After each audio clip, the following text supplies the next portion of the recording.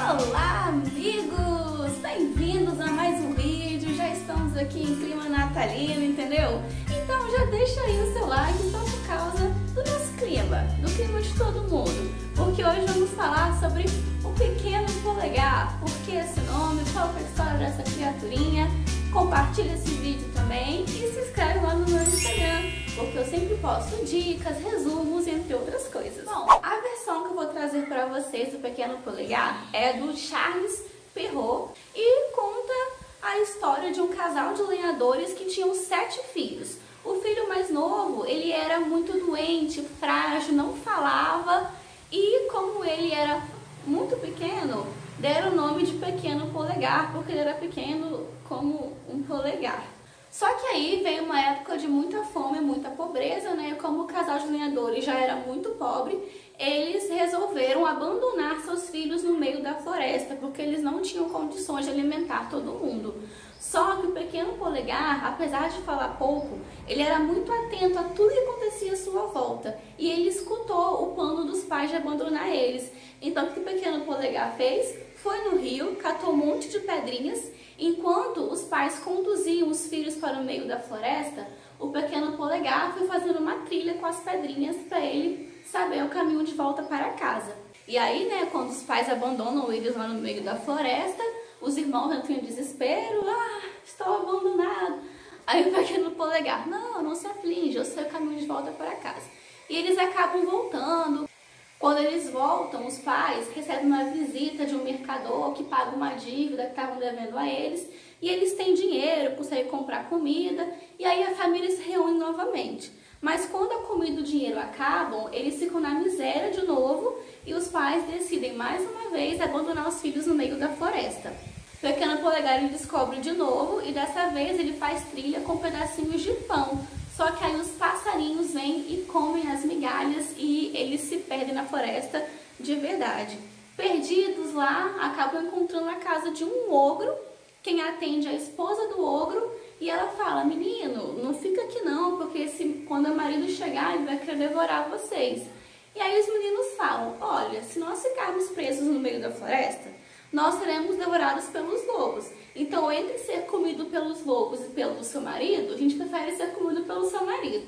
E aí, a esposa esconde os meninos na casa lá. Só que óbvio que o ogro, quando chega em casa, acaba descobrindo e fala, vou matar todo mundo. E aí a esposa fala, não mata eles hoje não, mata eles amanhã só, porque eles estão muito magrinhos hoje. Vamos dar comida para eles, engordar e etc. Aí o ogro concorda e coloca os meninos para dormir no quarto das suas filhas. O ogro tinha 7 filhas que dormiam em uma cama e as filhas tinham uma coroa na cabeça. E aí os irmãos vão dormir, né, com um gorrinho na cabeça, só que aí o Pequeno Polegar, ele pensa assim, eu acho que esse ogro vai mudar de ideia. E não vai vir só amanhã, vai vir no meio da noite, então eu tenho que bolar um plano.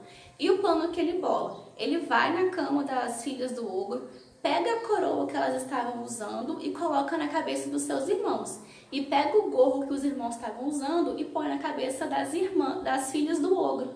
Que aí, né, se o ogro aparecesse, ele ia meio que confundir. Dito e feito, o ogro resolve aparecer no meio da noite para matar os meninos. E aí, né, ele vê as coroas na cabeça e fala, são minhas filhas. E aí ele vai na cama das suas filhas que estão com gorro, pensa que é os meninos e acaba matando elas.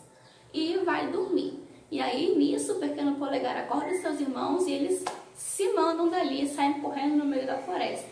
No outro dia, né, quando o ogro acorda e vê que ele matou suas próprias filhas, ele fica muito bravo, muito revoltado e vai atrás do Pequeno Polegar e seus irmãos. Aí ele calça uma bota de 7 léguas e essa bota tinha poderes mágicos de ajudar a pessoa a percorrer longas distâncias rapidamente.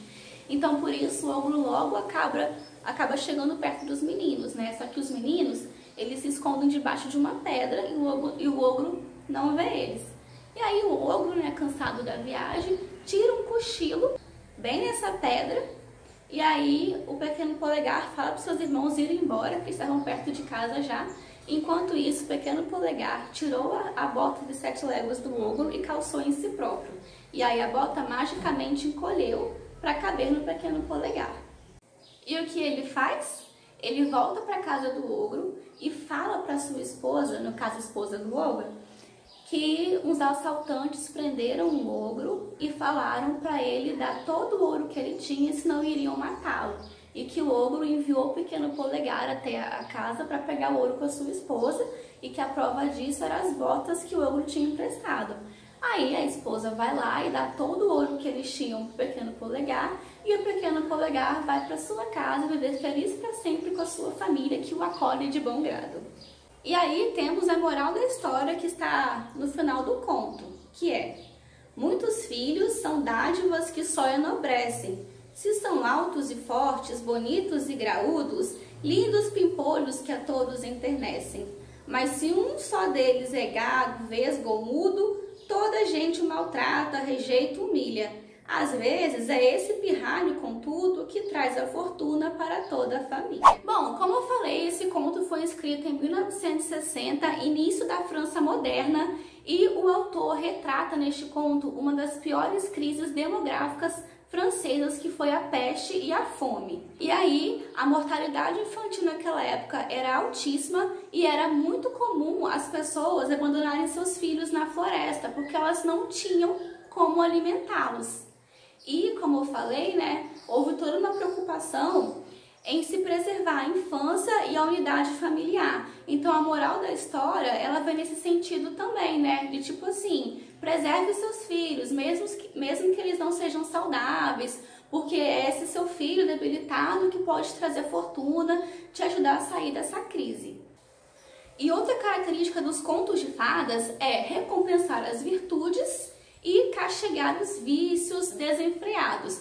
Podemos ver que o antagonista, que é o ogro, ele tinha a gula, tá? Ele tinha o vício da gula. No conto lá, ele só queria comer toda hora e tal. E aí ele é castigado tendo que matar suas próprias filhas por causa do seu vício.